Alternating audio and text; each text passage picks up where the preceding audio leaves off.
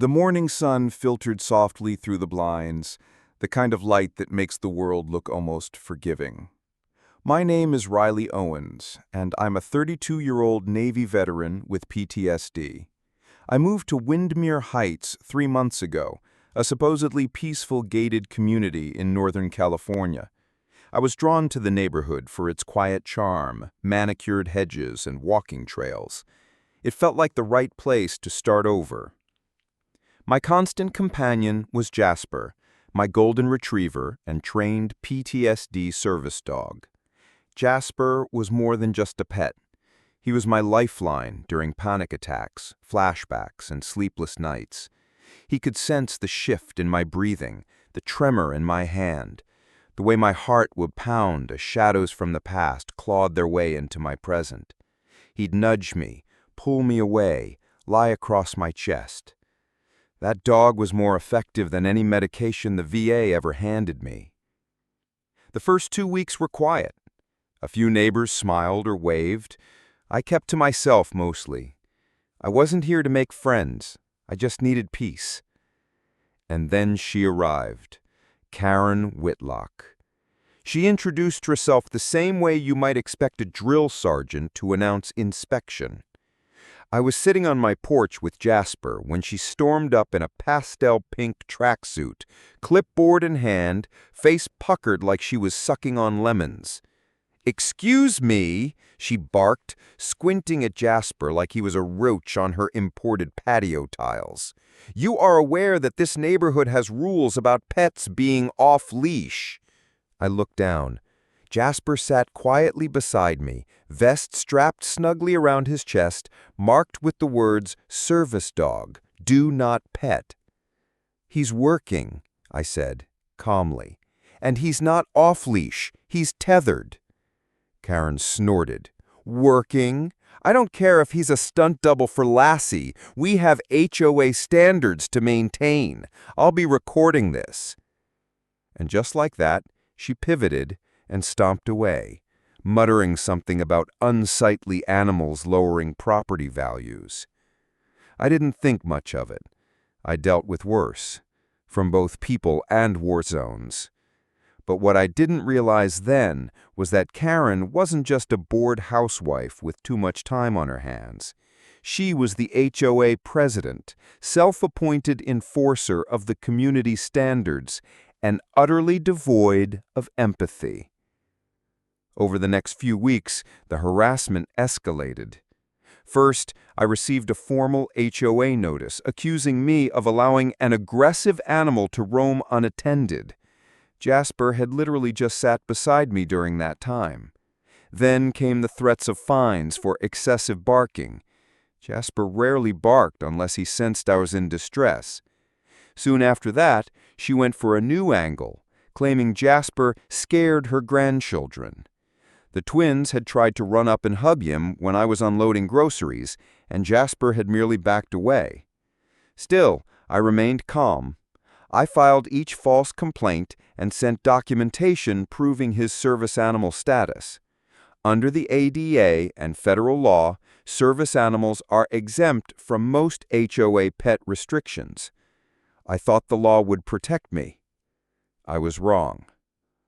One late afternoon, I took Jasper to the park near the clubhouse, a public area within the community, open to all residents. I was mid-attack, chest tight, world spinning. Jasper had sensed it before I could even name it. He pressed against my legs, grounding me, as I kneeled near a tree.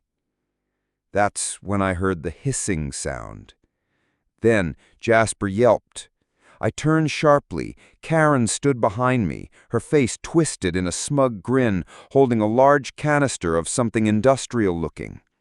My brain was sluggish from the panic attack, but the acrid chemical scent hit me like a slap. "You people think the rules don't apply to you, you and your filthy mutt." Jasper staggered away, eyes red, fur matted with spray. He whimpered, pawing at his face. "You sprayed him. What the hell did you just do?" "I warned you," she sneered, uncaring. "I told you that beast doesn't belong here." I was shaking now, But it wasn't the PTSD. It was rage, and something deeper. A bone-deep promise to myself that I wouldn't let this go. Jasper was rushed to the emergency vet. The substance, later identified as a high-concentration cleaning acid, caused burns near his eyes and nose. If he hadn't turned when he did, he could have gone blind. The vet filed a report. I called the sheriff. They took a statement, but Karen spun her web fast, claimed Jasper attacked and that she defended herself. There were no witnesses, just her word against mine. But what she didn't know was that I had installed a body cam 2 weeks earlier, recommended by my VA therapist after escalating HOA harassment. It was small, clipped to the strap of Jasper's vest, and it recorded everything. Crystal clear video, her walking up, spraying, laughing, and it also caught Jasper's vest and tags in frame, clearly identifying him as a registered service animal. I handed the footage to the sheriff the next morning. I also sent it to an ADA attorney, and then I posted it, edited only to blur house numbers and address signs, on a popular veteran support forum. The video went viral in under a day. That's when the storm truly began. The sheriff's department reopened the case. This time, they saw it for what it was: aggravated animal cruelty and a federal violation of the Americans with Disabilities Act. Karen had interfered with a federally protected service dog during active duty, a felony. Federal agents came knocking within the week. Karen was arrested, screaming on her front lawn, still in her tennis skirt, demanding they talk to the board. News vans descended on Windmere Heights. The video aired on local stations, then national ones. Reddit caught wind, Twitter exploded, and suddenly the whole world knew Karen Whitlock. But I wasn't done yet. Because Karen had done more than hurt Jasper. She had triggered weeks of instability in my mental health, undoing months of therapy and work. So I sued her and the HOA she represented for damages, harassment, pain, and suffering. I had every documented complaint, every email, every fabricated citation, and I had the video. The court battle was ugly. Karen tried to claim mental incompetence. The HOA tried to distance themselves, but one of their own board members flipped, an older gentleman named Harold who couldn't stomach the lies anymore. He testified that Karen had targeted me from day one, that she had bragged about making that vet and his dog disappear. When the verdict was read, it felt like something deep inside me exhaled. Karen was convicted on multiple charges: animal cruelty, ADA violation, and harassment.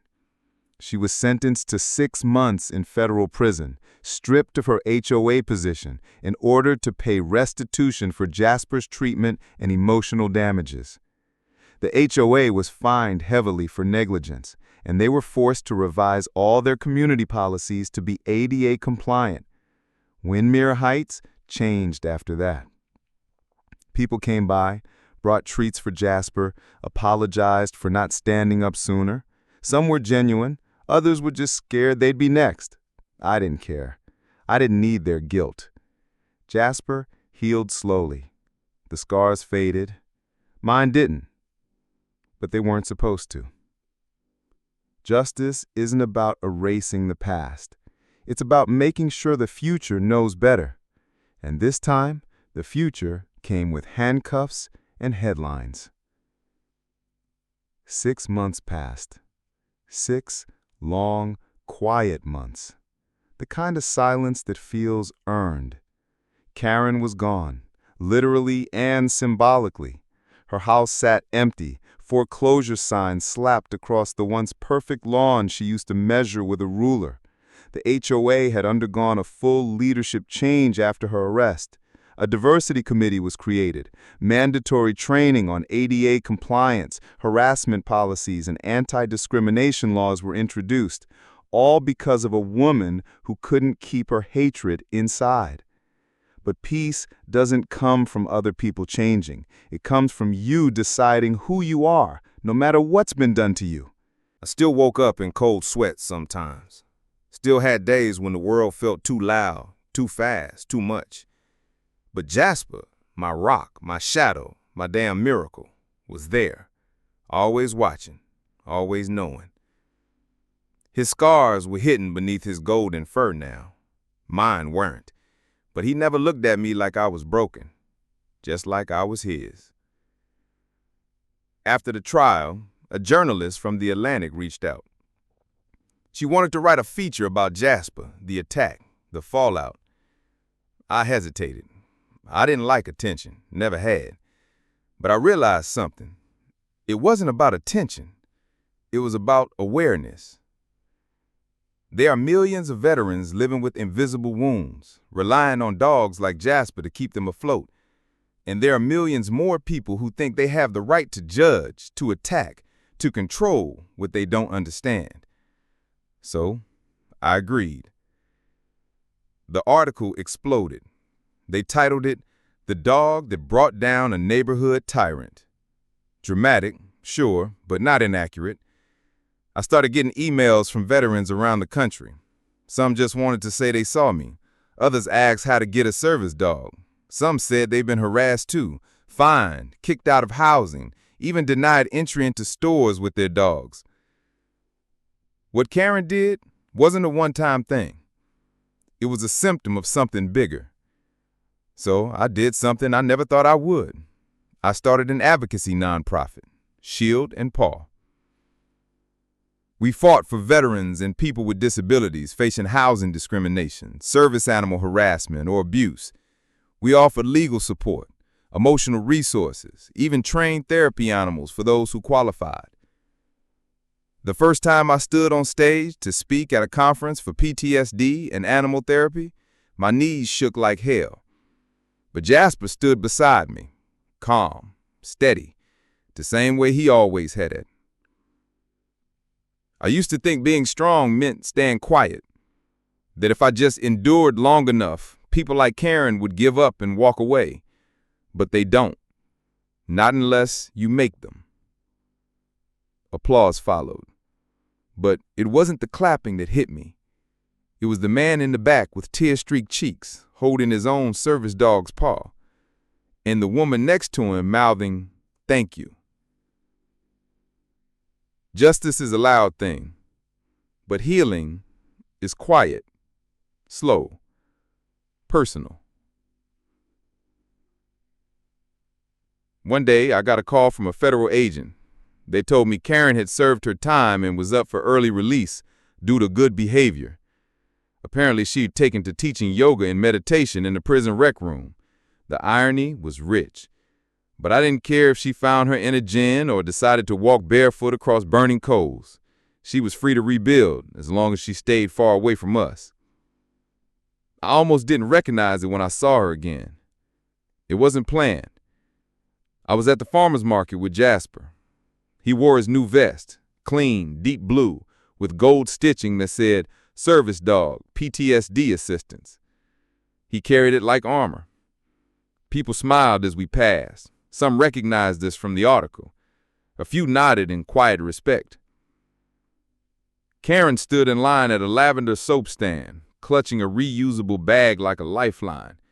Her hair was different, cut short, streaked with gray. She looked older, smaller. Her eyes met mine. Her jaw tightened, and then to my surprise, she turned and walked away. No words, no snide remarks, not even a glance at Jasper.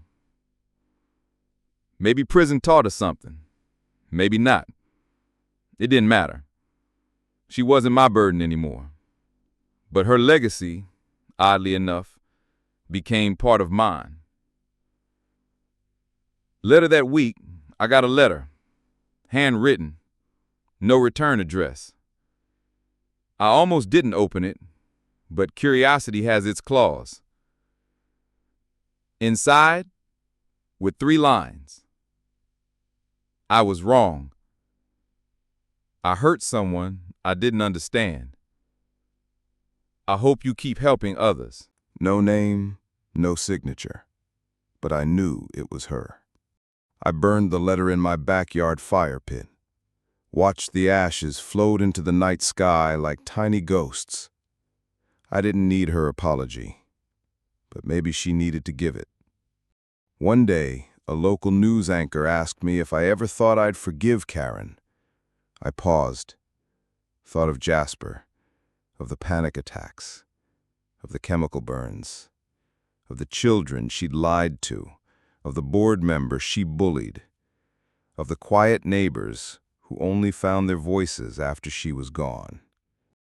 No, I said, but I don't hate her anymore. Hate keeps people like her alive in your head. I don't know of that.